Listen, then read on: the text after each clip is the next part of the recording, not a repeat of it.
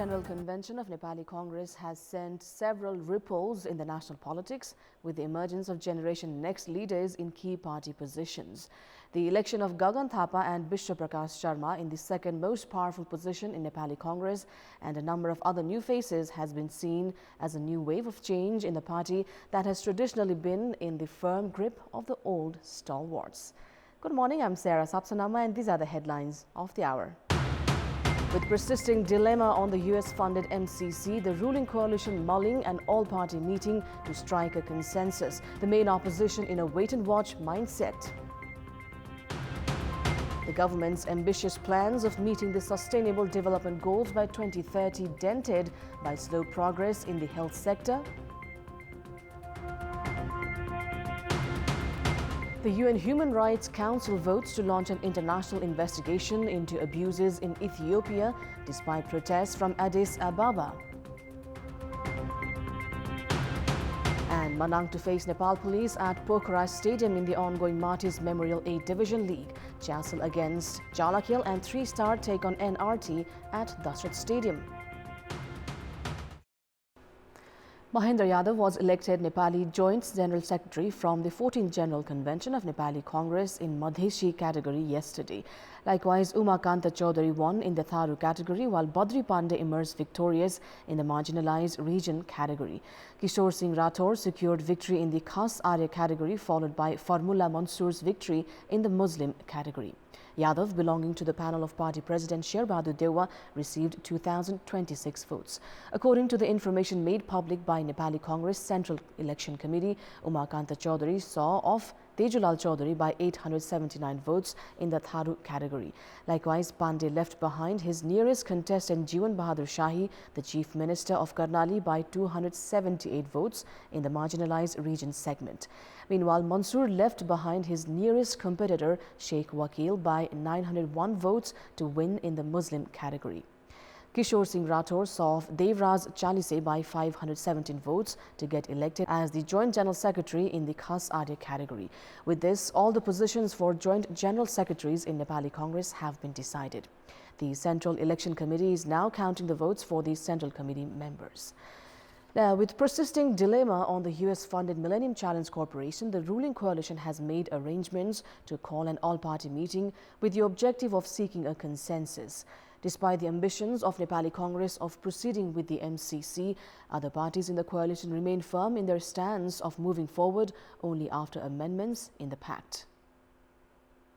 Assistant Secretary of State for South and Central Asian Affairs Donald Lu, during his 3-day Nepal visit in the third week of November, had met with senior leaders of major political parties and proposed for a final decision on the MCC project by mid-December. Stating that a deadline for a decision on the MCC could not be extended, Lu had said that the MCC's board meeting scheduled for the 14th of December would make a final call in regards to the project for Nepal. However, the ruling coalition is yet to discuss the project. Many had assumed that the MCC project was supposed to be tabled in the parliamentary session called on the 14th of December. The project did not find its place in the schedule in the first winter session of the parliament. Following the decision of the MCC's board meeting to extend the deadline for Nepal, two main parties of the ruling coalition, Nepali Congress and CPN Maoist Centre, have made preparations to call an all-party meeting to generate consensus on the project. It has been understood that the meeting of Prime Minister and Nepali Congress President Sher Bahadur Dewa and CPN Maoist Centre Chair Pushpa Kamal Dahal held on Friday concluded with the decision to summon an all-party meeting. Prior to this, MCC Vice President Fatima Sumar and Deputy Vice President Jonathan Brooks, during their Nepal visit on the 9th of September, had urged the leaders to endorse the MCC project. The project is increasingly becoming a topic of concern for the parties in the ruling coalition as the US continues to stress on its endorsement from the parliament at the earliest while extending the deadline for the same. Despite Prime Minister Deuba prepared to table the MCC agreement at the parliament, other four parties in the coalition have a contrasting opinion on the project. While they were previously vocal in their demand of amendments in the agreement, they have remained quiet of late. Nepali Congress therefore appears to be struggling in reaching a decision because of the ambiguity among the other ruling parties. Meanwhile, main opposition CPN-UML, which had made efforts for endorsement of the project when it was leading the government, is now adopting a wait-and-watch strategy. The government is under immense pressure with the constant egging from the US for the endorsement of the project. As the government is making an effort to establish a mutual understanding among all parties, observers feel that debates on the project are likely to escalate if a consensus is not reached at the earliest. The government had ambitions of meeting the Sustainable Development Goals or SDGs within 2030.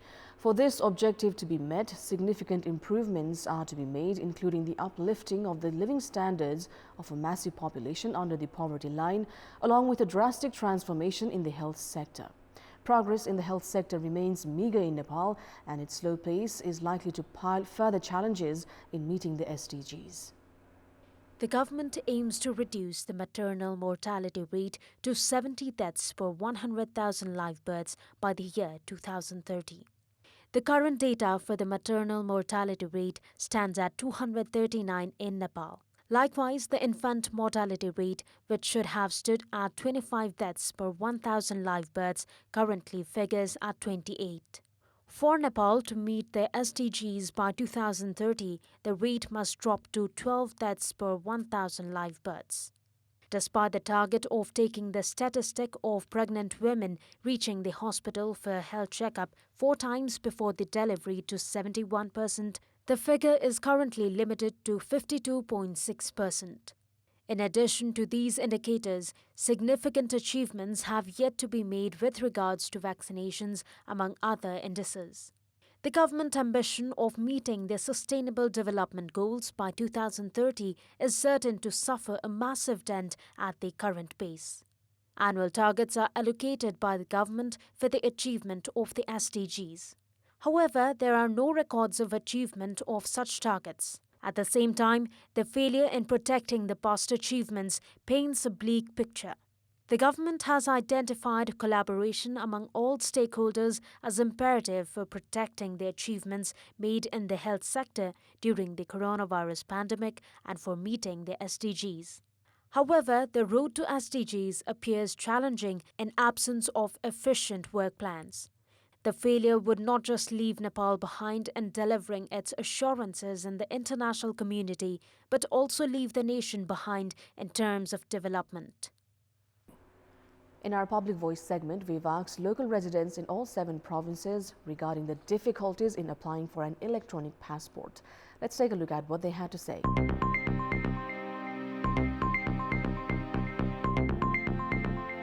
डकुमेन्टहरु के चाहिन्छ भन्ने थाहा छैन आफ्नो काम चाहिँ पूरा नगरी फर्किनु परेको अवस्था छ विभिन्न खर्चहरु पैसाहरु तिरेर आउनुहुन्छ र यहाँ निकै बस्नुपर्ने स्थितिहरु हुन्छ कार्यालय धाउने काम मात्र भइराछ काठमाडौँ मात्रै केन्द्रित भएको हुनाले पब्लिकलाई अलि गाह्रो भएको छ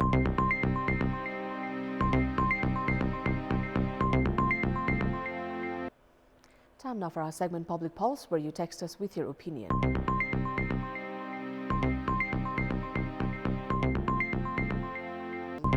The question is, why has the government's announcement of assisting novel business concepts not been implemented? Your options are A, it's a new practice, B, fear of losing money, and C, bureaucratic hassles. The voting is on. Type NEWS, select your option A, B or C and send it to 34001 to share your opinion with us. Time now for the sports update.